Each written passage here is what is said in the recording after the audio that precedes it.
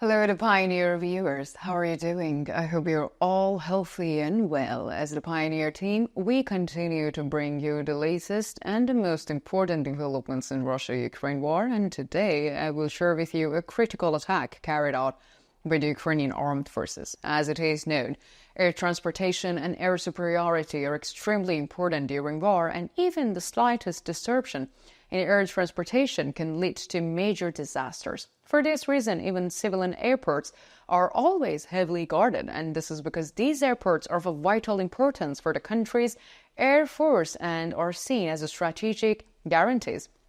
Recently, however, the Russian Federation has been experiencing serious difficulties in protecting these strategic guarantees. So over the past few days, the Ukrainian Armed Forces have carried out several significant operations targeting airports in the Luhansk region, which are under the control of the Russian Armed Forces. During these attacks, powerful explosions were reported and serious damage was caused. The inability of the Russian side to protect these airports is considered as an important development that could change the course of the war. So what are the latest developments? What impact these attacks by Ukraine have, and how will Russia respond to these attacks? Let's examine this important issue in the detail and share the latest information with you. But before moving on to this report, I should make a small reminder. As the Pioneer team, we continue to share with you the developments regarding the Russia-Ukraine war, so don't forget to subscribe to our channel and turn on notifications so you don't miss our daily reports. You can also support me and my team by using the super thanks button below the videos. Thank you for your support. Let's start if you're ready, the Pioneer reports.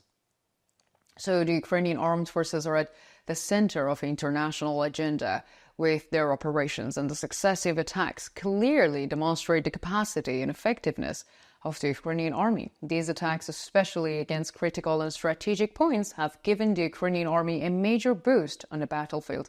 For these gains to be sustainable, the continuation of similar operations is essential, and if such operations continue uninterruptedly, the Russian armed forces become paralyzed and unable to act.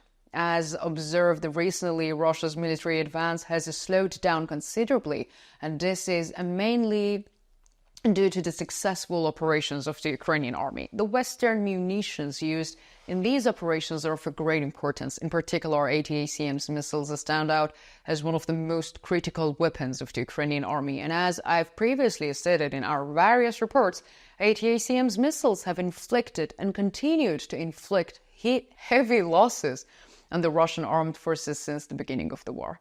These surface-to-surface missiles have a range of 310 kilometers or 4 meters high and 610 millimeters in diameter. And this missile system, one of the most prestigious products of the American war industry, provides a great advantage over the Russian army. This was clearly confirmed by recent attacks, and the oft-vaunted Russian air defense systems have once again proved inadequate against this superiority and superior technology. Last month, the Russian armed forces took a major strategic step by launching the Kharkiv offensive, and during this operation, the critical importance of Luhansk region came to the fore once again.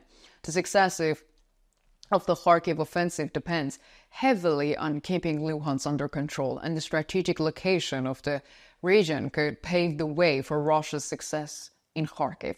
Therefore, it is vital for the Russian armed forces to fully dominate Luhansk and avoid any casualties there. However, the current situation shows that the Russian military is far from achieving this goal, and the Ukrainian armed forces continue to neutralize critical points under Russian control with successive attacks. In recent days, the Ukrainian armed forces organized a major offensives against the Luhansk region by reactivating missile batteries. According to reports, early in the morning, Ukraine launched a massive salvo of ATACMS missiles, and the missiles made a huge noise as they left their batteries, and their target was Luhansk. When the missile launched and reached the skies over Luhansk, Russian air defense systems were expected to be activated. However, as in previous incidents, Russian air defense failed again, and the ATACMS missiles fired by the Ukrainian armed forces hit the Luhansk airport with a huge explosion and caused serious damage. According to sources in the region, this facility, originally built as a civilian airport, was converted into a military base by the Russian Armed Forces. Some Sukhoi fighter jets belonging to the Russian air fleet are reportedly based at this airport, but there is no precise information on their exact models. And the latest attacks by the Ukrainian Armed Forces has reportedly caused major damage, particularly to runway where planes took off and land. So far, there has been no official reports of direct damage to their airplanes, but local sources say this is highly likely. Following these attacks, all operations of the airport were halted, and no official statements has yet been issued by the Russian occupation administration in Luhansk. Such attacks cause a wave of anger among the Russian population, and the main reason for this anger is the misinformation and propaganda they have received over the years. For many years, Vladimir Putin has been constantly instilling security concerns in his people while trying to portray himself as the solution to these problems. However, this strategy is seen as part of an effort to stay in power for years to come. At this point, the validity of the illusion of security concerns as fear created by Putin is being questioned. The public has begun to realize that despite all these security concerns, the necessary measures have not been taken.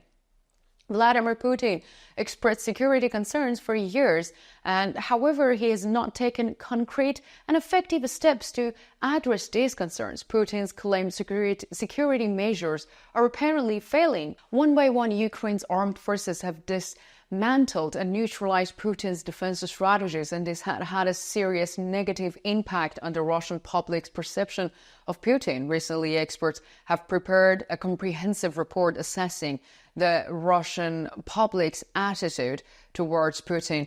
Some Russian citizens who requested anonymity said the following: "I'm really a person who has reported Putin for years. I voted for him for years, and the only reason was security. I had seen the Afghan war and Chechen war, so I believed that our army should be strong. Even when our war with Ukraine started, I thought we would get results from the work we had been doing for years, but it was not like that. We had a disaster. None of the weapons that have been produced so far and claimed to be invincible work. For years, we have reported Putin just to produce tin. Our airspace has been repeatedly breached by the enemy, and this enemy is a small region that used to be part of Soviet Union. I can't handle it, but how can they handle so many lies and defeats?"